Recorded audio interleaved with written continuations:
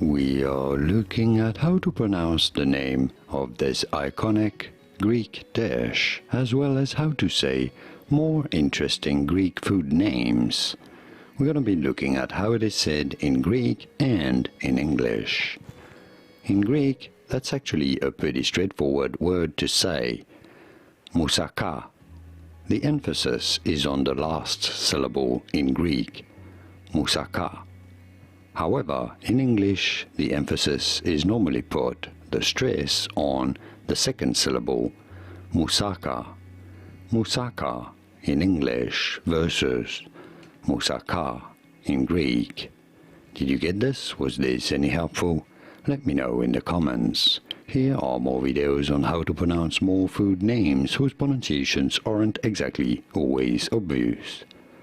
I'll see you there to learn more.